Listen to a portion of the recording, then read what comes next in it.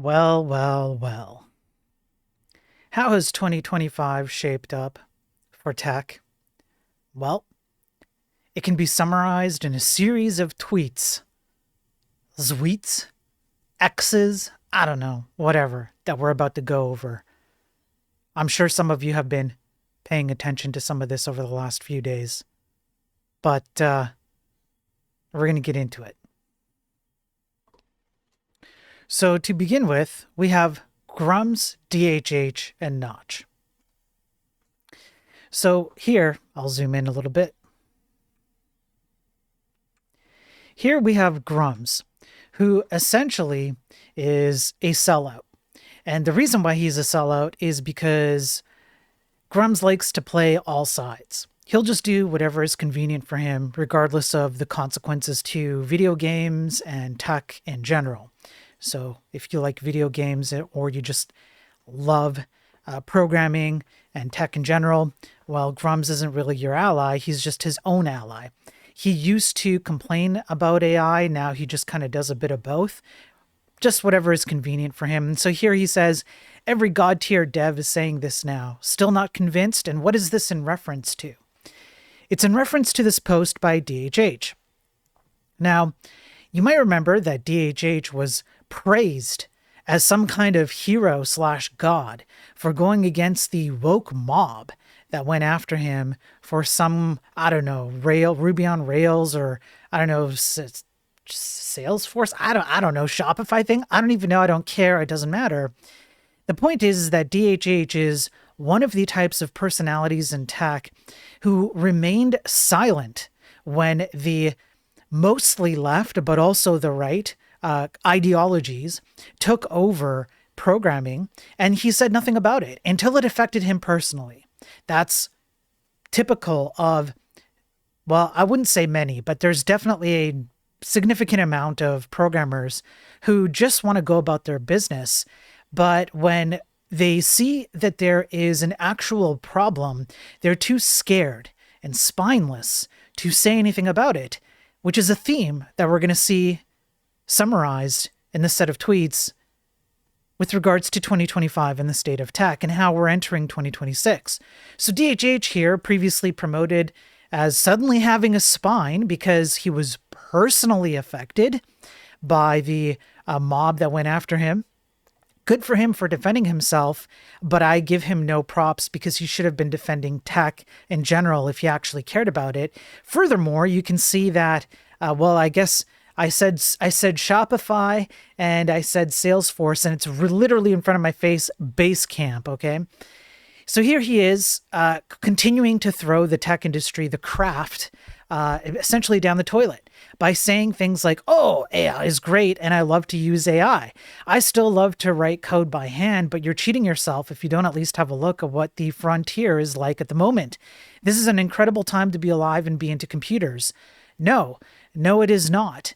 An incredible time to be alive and to be in computers was about 20 to 30 years ago, when people actually had creative and, let's say, boundary pushing outcomes as a result of limitations. Today, the limitation is your ability to think. That's actual limitation. If you think about the code you're producing, you're actually limited because you're not using these terrible AI systems to generate code. Now, I've gone over this on my streams many times.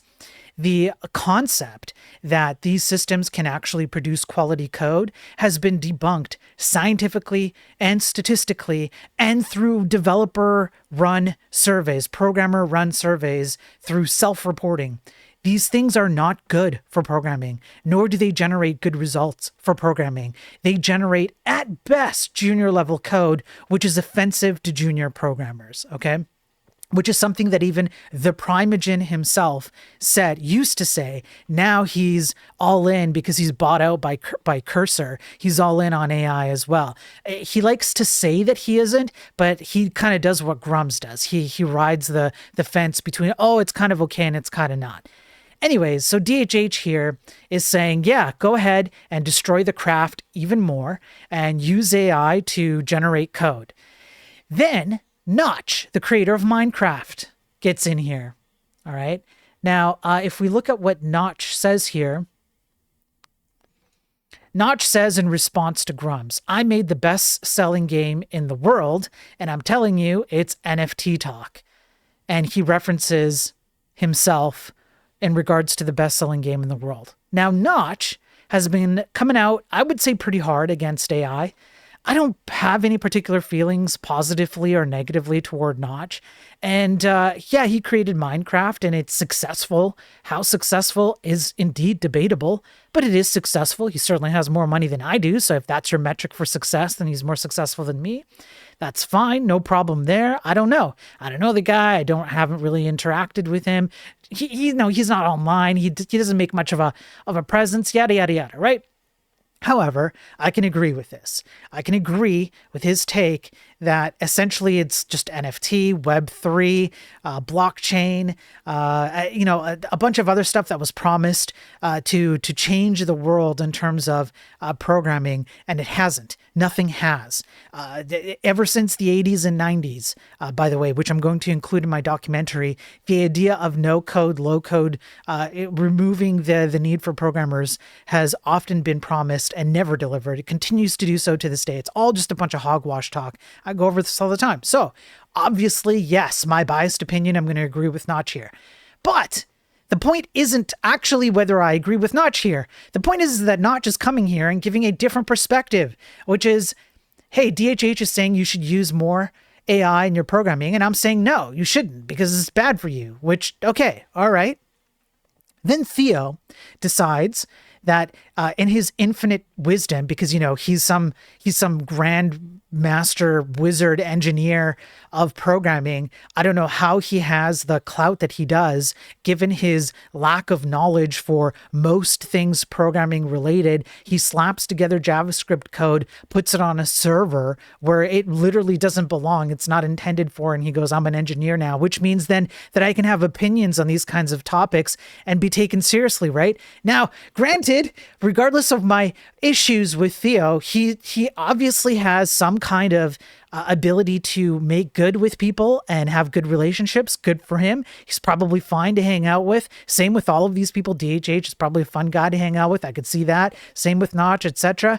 But how they get away with saying some of the stuff they get away with saying, I don't know. It's beyond me. Because when it comes to tech, having this, let me see if I can pull it up correctly here.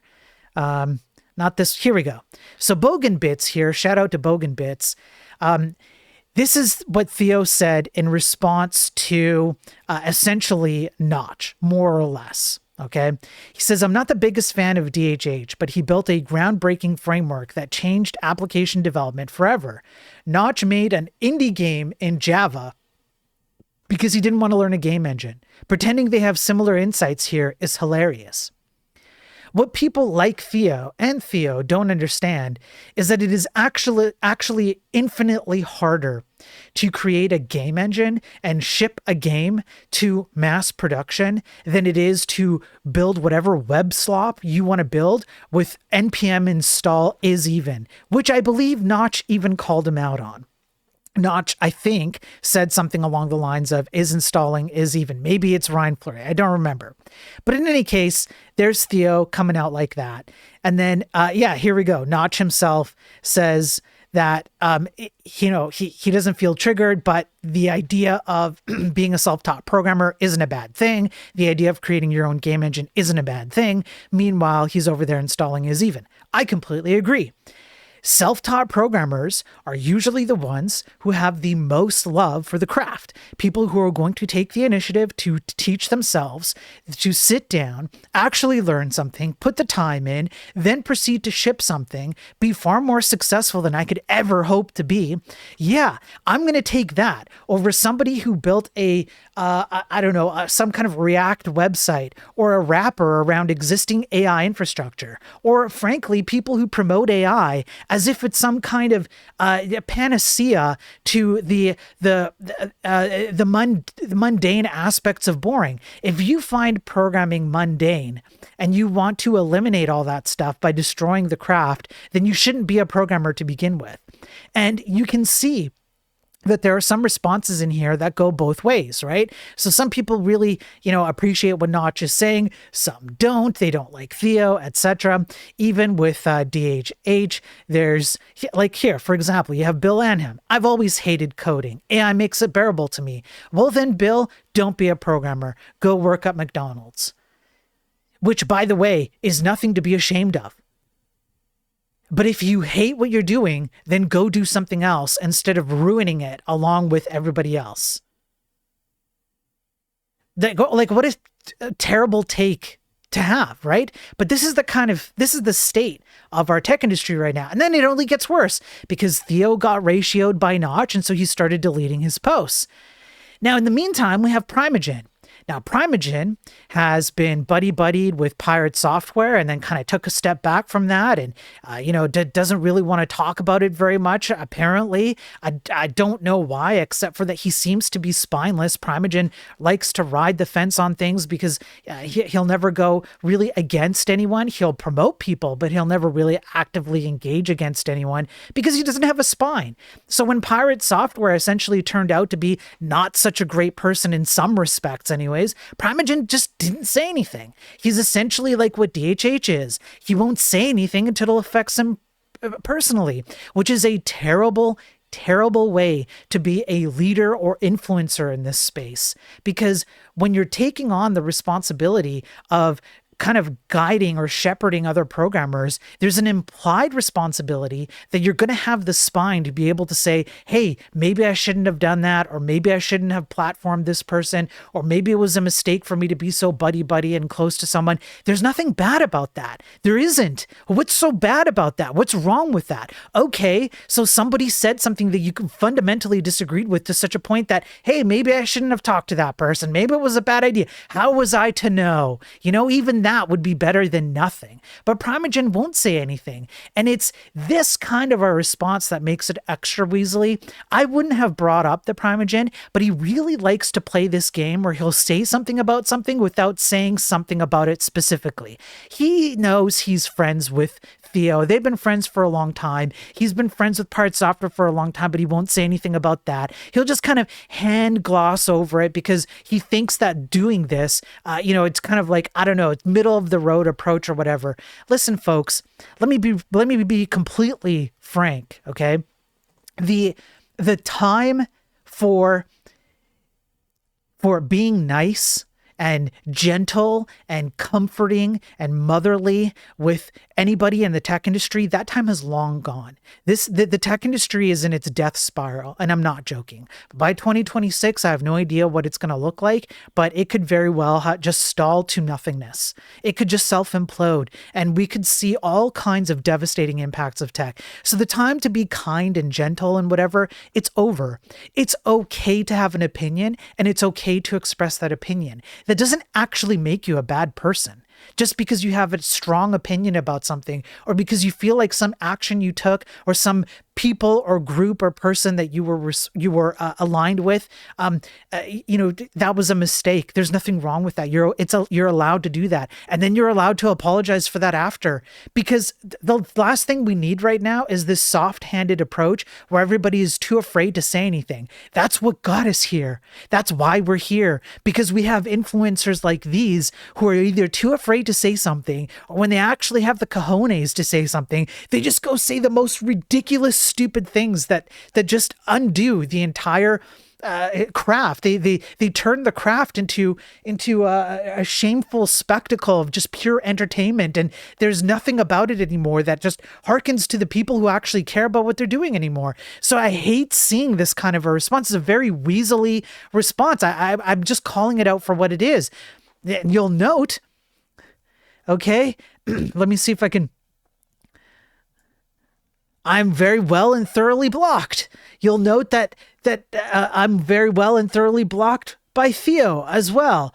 But now, maybe that's a badge of honor. I don't know. Some people think it is, but I see. There you go. Very well and thoroughly blocked. That's fine. I don't mind. They have every right to block me, but I have an opinion. And I don't think that these guys are representing the tech industry even half as well as they should be, not even a fraction as well as they should be, which is a declarative state. It gives you an insight into what the tech industry is like. Then on the other side, you have people like Notch, who, fine, I may personally agree with them, but just take away my biased opinion on whether I agree with Notch or not. But he has like in this particular case, an almost polar take on what's going on inside the tech industry. Then you add in Ryan Fleury, who then adds in, and again, I agree with Ryan Fleury here. And so he adds in some tweets like this. Didn't want to learn a game engine is an incredibly strange inversion of the truth, which is that writing a game engine from scratch in any language is extremely difficult and something almost all programmers can't do, and thus requires more learning than using a pre-built engine.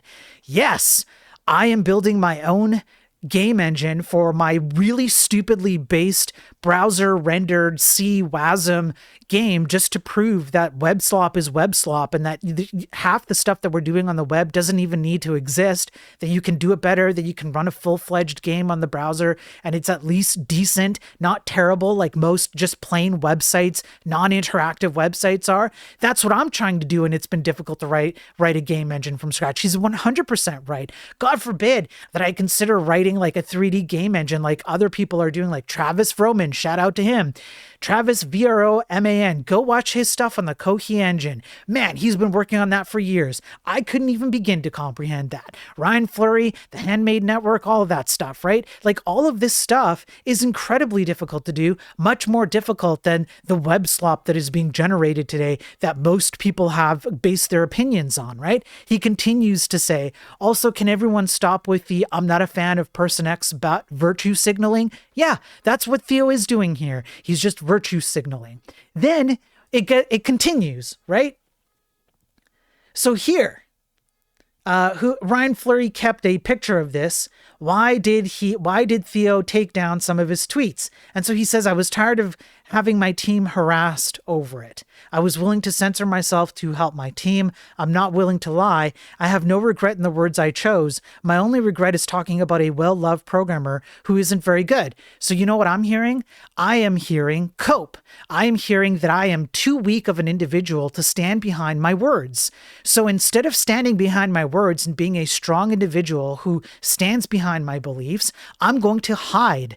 And if your team was worth your salt, they wouldn't need the motherly figure to come in and protect them by censoring themselves. A good, solid team is going to have the concept that they are good regardless of what other people think of them or what the Theo in this case or anybody in this position says about anything. These opinions don't have to become part and parcel of the capability of the team. But the concept here is I don't want to stand behind my own words, so I'm going to censor myself. If you actually did believe it, then just it's okay. It's okay to believe that. It's okay to have this opinion, Theo. It's okay for Ryan Fleury to have his opinion. It's okay for Notch to have his opinion. These are all fine opinions. I would much rather that we be surrounded by people who have these opinions and angrily debate this stuff at each other, and sure, even make character attacks on each other to some degree within reason, obviously. Yes, things get heated, but I'd rather have that than people censoring either themselves or other people, because that's what leads. That's the kind of weak, spineless, gutless, feckless type of attitudes that lead the tech industry to where it is today. Some people think it's the golden age. It's the golden age of computers. No, it's not. We need to stop this. It's okay for you to have these kinds of opinions. It's okay for you to argue about it. It's okay for you to even be angry and heavily opinionated and debate it, because we need that. We desperately need to be having these conversations instead of going back and forth and then censoring ourselves or blocking each other or whatever. I would much rather see people, including tech influencers like this, battle it out and have the ideas out and hash it out instead of placating to a mob or a group of people or an ideology or whatever the hell ever. Theo's team, any team, I'm just using Theo's team here as an example because this is like the most eyeballs right now, but any team that is worth their salt will have the capability to ride through whatever it is that's going on out there in the X-verse, in the tech X space. It doesn't matter. If your team is good, you're going to produce. That's it.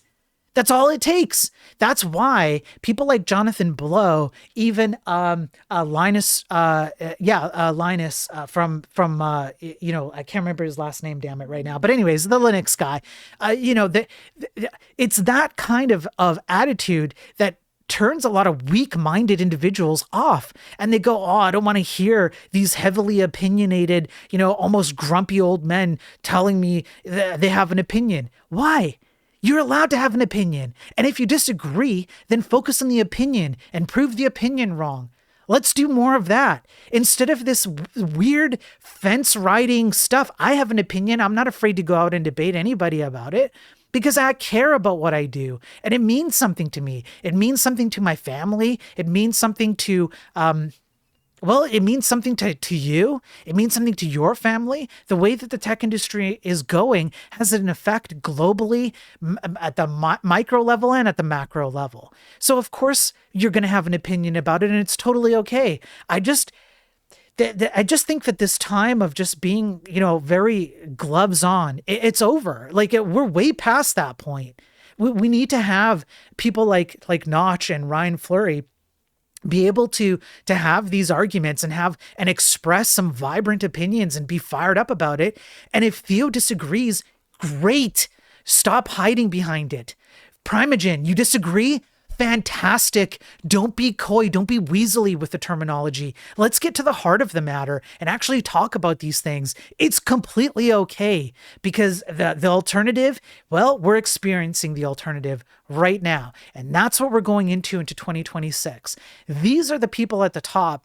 Most of them who have more influencer attention are the ones who are the fence sitters, or the ones who will self-censor themselves. Like Ryan Fleury doesn't have a big streaming presence or a big influencer presence. Neither does Notch, although he's well known. He doesn't have the same style of influence as someone like Primeagen, DHH, Theo, etc. Right? You could probably name a few others that I'm not naming right now, but that's not the point. The point is that this is our state right now. It's summed up in these few tweets at the end of 2025, and it's looking pretty grim to me because instead of coaxing each other to have the arguments out about like why something is more superior than another, the only thing I really see is either a bunch of assertions, a bunch of virtue signaling, a bunch of words that don't mean anything, and very few people are actually willing to lay down the actual facts here. Casey Muratori is one of them. I might disagree with Casey on a few things, but generally speaking, he likes to present his facts. And you fine, disagree with him on the facts then. That's great. We need that. You disagree with Casey Muratori on some facts. Maybe you don't agree with him that AI data centers take up a bunch of energy and water and whatnot. I think he's presented a few pieces of information on that. So have I. Disagree? Great. Fantastic. Let's talk about that. Instead of cowering away from these topics, we can't, the time's gone for that. It's past. It's too late. If we're going to solve anything, now is the time. Now's the time for everybody to be finding their voice, if you want to call it that. I hate that kind of terminology, but what else? I don't know. There's a few other ways I guess you could call it. Have some guts and say something about it. Seriously, because the leadership that we have at the influencer level, because the influencers, they talk to a wide range of programmers, investors, executives, managers, etc. They have a massive impact on the downwind effects of what happens in video games, in movies, in TV shows, in your computers, in the AI space. If you like AI and you really think AI should move forward, you probably don't want these guys being influencers for AI because they're not doing a very good job of presenting the positive cases of AI either. This goes in both directions here, right? Because there's not enough people who are willing to actually just have it out with their ideas. We really need this. We are way overdue for this. So I think the time is going to be fast approaching where The tech industry is hitting a very big wall, just as in general. It's going to look very much like a financial rug pull. It's going to look very much like a technical rug pull. It's going to look very much like the craft has been pulled from under you as well, like a craft rug pull, in terms of like, there's a reason why I use that term, the craft, instead of just a job that people hate doing. And so they use AI to do it. No, there's a craft here, and there are people who really enjoy their craft. That's going to be a rug pull as well. We are fast approaching that.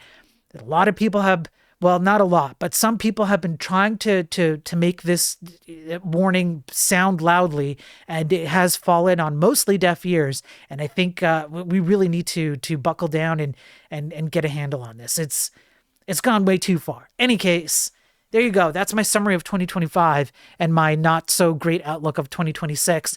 Now here's the positive news at the very, very end. It's all still changeable. All of this is changeable. These people can still have the opinions that they have. I can still heavily disagree with them and think that they don't deserve to have the opinion that they do because they don't have the, I don't know, whatever backing that I feel they need to have in order to make said, statements that they make. That's fine. The same can be said about me. In fact, my entire career, it has been said. That's good. We can do this. There is no need to shy away from this. This ship can be turned around, and we can have it good in either direction. If you want to have it good with AI, there is a path to that, and we can still achieve that. If you want to have it good without AI because you hate it, like me, there's still a path to that. We can have our cake and eat it too, in both directions. That's the good news. But we're not going to get to any direction unless people are willing to just say something. Just stop being silent and cowering away out of fear of if I say the wrong thing, something bad's going to happen. Something bad's going to happen anyways. It's just that one is worse than the other. So choose one. Because if you agree with me about where tech is headed, there is definitely something worse than some people might be upset with you on X. Just saying. So it's right there. It's within reach. We can absolutely make a change, and we don't have to go, canceling each other and, I don't know, whatever, all of the heavily aggressive stuff that seemingly people seem to inject, even when it doesn't happen, into these kinds of conversations. You don't need to have any of that happen. All you need to do is have people like yourself who are probably watching this, just step up and say something about it. It's completely okay. We need more of it. We need to be having these discussions and arguments. Otherwise, nothing's gonna change for the positive. Many things will just continue changing for the worse. That's it. Okay. Thanks, everyone. Happy New Year's. Enjoy your 2026.